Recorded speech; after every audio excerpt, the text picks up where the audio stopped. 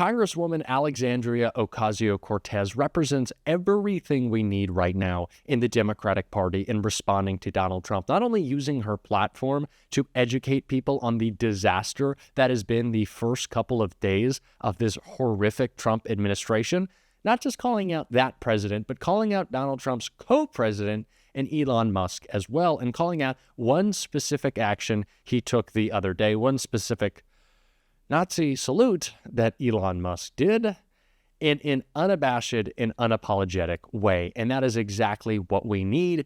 And AOC's smackdown of Elon Musk obviously got him pretty upset, and it led to a temper tantrum online. And we are going to get into all of that. But before we do, if I could quickly ask you to leave a like on this video. And if you haven't already, and you enjoy our channel, to hit that subscribe button. It goes a long way, and it really means the world to me. Now, like I said, AOC is using her platform, and she did yesterday on Instagram Live, going off on Elon Musk and a series of clips I want to check out, and then we're going to get into Elon's boohoo reaction.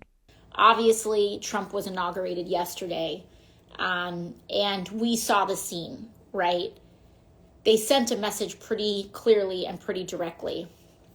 The people that were in that central rotunda watching the president get inaugurated, who were placed front and center, were not people who were elected.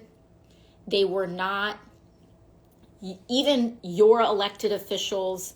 They were not actual representatives of democracy. They were unelected billionaires. You had Donald Trump, Elon Musk, Mark Zuckerberg, Jeff Bezos, and then you had your elected officials kind of kicked to the curb into much of the rotunda. And that pretty much is the story of the Trump administration in a nutshell, right? You're getting ripped off. All of us are going to be getting ripped off for the next 4 years. But what do we do about it? Because I think a lot of people are looking at this with cynicism and saying there's nothing that we can do. And I want to really emphasize that your day-to-day actions are tremendously important.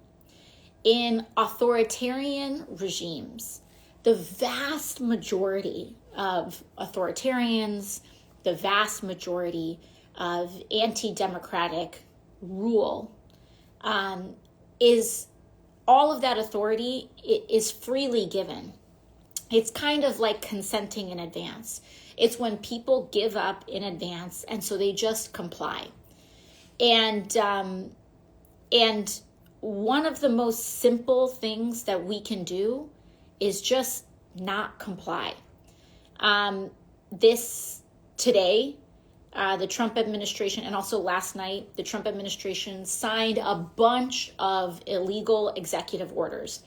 For example, Donald Trump tried to sign an executive order to end birthright citizenship in this country, which is part of the Constitution. It is day one already trying to shred the foundational documents of American society and try to end birthright citizenship, which basically, as we know, if you are born in the United States, you are a United States citizen. That remains, that is the law, that is the Constitution.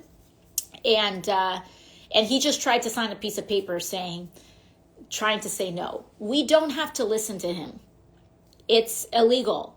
We don't have to treat this seriously. It's a joke. And that's not to say that what they're trying to do isn't serious. It is serious.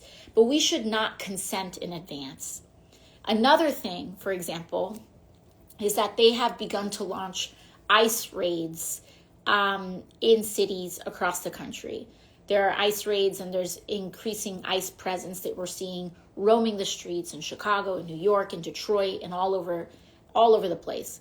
But at the end of the day, if an ICE agent walks up into your workplace and they demand to know where somebody is, you can ask them for a warrant. This is the United States of America.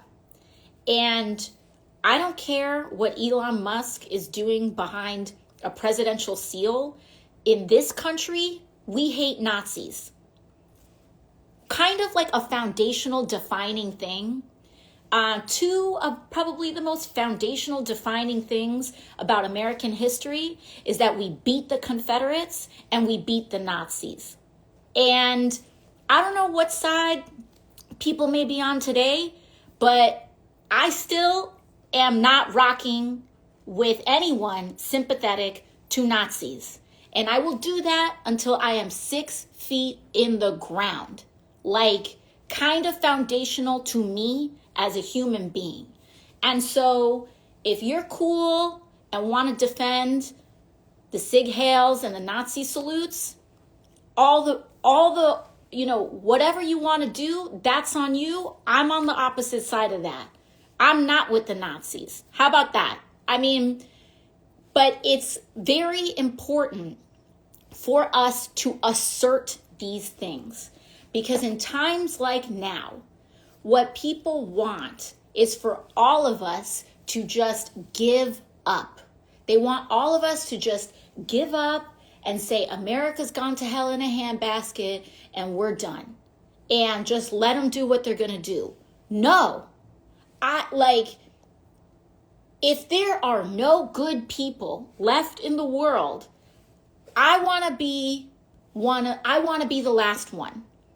And that's the ethos every single one of us can take. Like, if you are a hardworking, innocent person, I have got your back. Like, if you are just trying to make it in this world, I've got your back. Like, if you're not trying to hurt anybody, I got your back. And it's so important that we affirmatively assert that, because now more than ever, there's a lot of people that don't know who they are safe with, right? You look at someone on the street and you can't take for granted whether they're with you or not. And so when we assert ourselves, when we share information, when we let people know, and when we speak up and we signal to other people that there are people in this world who have not given up. And there are times when we are not in positions of greater power. And sometimes what we are able to do is very limited. But even in times when our hands are tied, one of the most enormously powerful things that we can do is keep the light on, keep the candle on. And I think it's so important that we do that. Don't let these people's bullshit get you down. You're going to do a Sig Heil, you're going to do a Hail Hitler, or their rebrand a Roman salute from behind the presidential seal of the United States of America.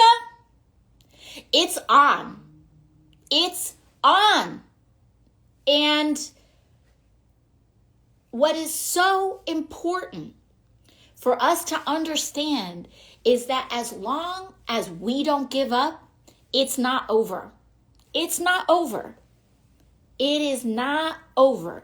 Such a perfect call out of Elon Musk, Donald Trump, and all just the disgraceful behavior kind of excreting out of MAGA over these past couple of days. Now, Elon Musk got all up in his feelings, and so did MAGA trying to defend Elon, who has endorsed essentially a neo-Nazi party in Germany. So trying to pretend that guy wasn't throwing up a Sieg Heil is a little crazy to me. But MAGA did their best, and they were finding photos, still images, of AOC with her reaching out her arm to maybe give someone a hug or waving and pretending that she did the same thing as Elon.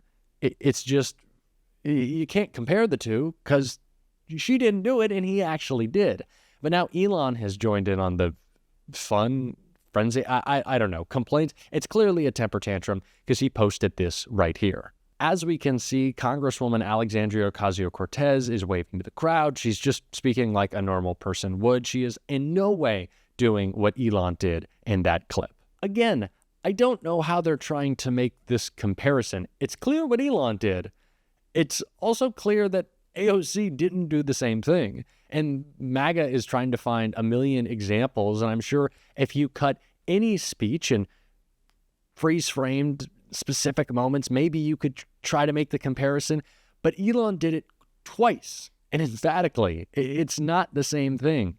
And AOC also didn't endorse the most far-right party in Germany in the ADF days before doing it. Elon has displayed, moronic, but also fascistic tendencies all the time, like his co-president, Donald Trump. So this is no surprise to us. And it's why AOC continued to go off on him. More clips from that live right here. And we're going to keep standing with trans people. We're going to keep standing with the LGBT community. We're going to keep standing for the working class. We're going to keep fighting for a minimum wage. We're going to keep fighting to guarantee health care. And they are just relying on us giving up. They're relying on us giving up. Hell no. Hell no. They can do what they want. They do have power. They have the White House, they have the Senate, and they have the House of Representatives. But we have our voice. We have the streets. We will not be afraid because that's what they want. They want us to be afraid. They want us to bow out. They want us to do these things. And we're not going to do that. What we are going to do is this. What we're going to do is this. They are back a second time. They are back stronger, and they are back smarter. But guess what? We are back smarter too. We can be smarter too. I see Attorney Martinez just joined. Shout out to her work.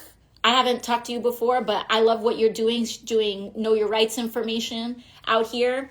If you check out my official handle at Rep AOC, we should be posting know your rights graphics, whether it's my know your rights graphics, we have it in English and in Spanish, or any others from a verifiable organization. Share them, print them out, post them up in your workplace. But if you're a small business owner that stands with the immigrant community, put that stuff in your window. When ICE knocks on your door, say, show me a warrant. We need more of this energy. We need more of this messaging. We need to be on it all the time. I'm so glad we have AOC in our party. I'm so glad she is calling out Elon Musk.